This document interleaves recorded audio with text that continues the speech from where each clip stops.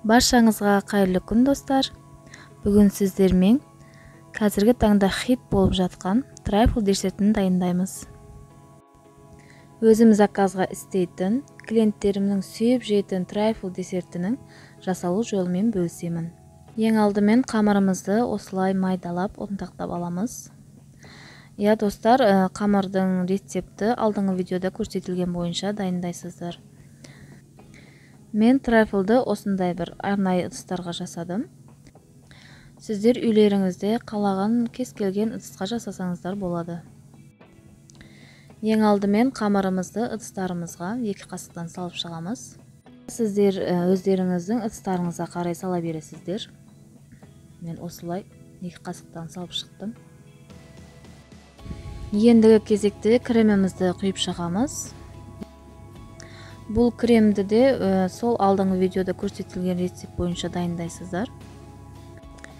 Кремімізді осындай кондитерлік мешокқа салып аламыз. Осындай насаткамен құйсаңыздар әдемі шығады. Мінекей осылай барлық ыдысымызға құйып шығамыз. Кремімізді барлық ыдысымызға құйып шықтық. Ендігі кезекте тағы да 2 қасықтан қамырымызды салып шығамыз. Енді тағы да кремімізді жақсылап құйып шығамыз.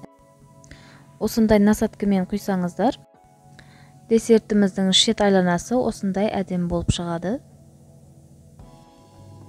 Мінекей кремімізді барлығына құйып шықтық. Енді кезекте осындай қасықтың көмегімен кремімізді қатты баспай тегістеп шығамыз.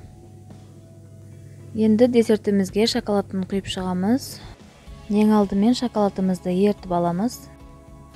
Достар, бұл трайфл десертіміз сол алдыңғы видеодағы шоколадты торттың рецепті бойынша дайындалады. Ертілген шоколадымызды осылай 2 қасықтан құйып шығамыз.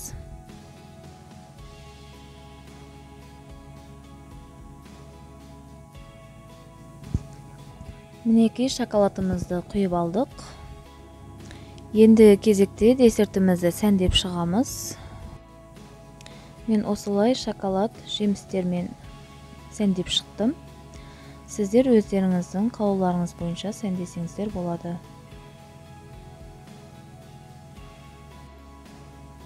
Мінекей десертімізді сәндеп шықтық.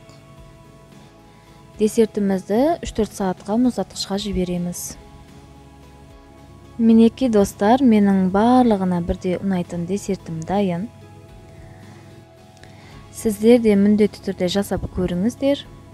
Сенімді түрде айта аламын, сіздер бұндай дәмді трайфл десертін ешқайда жеп көрмегенсіздер. Достар, менің каналыма тіркеліп, лайк басуды ұмытпаңыздар.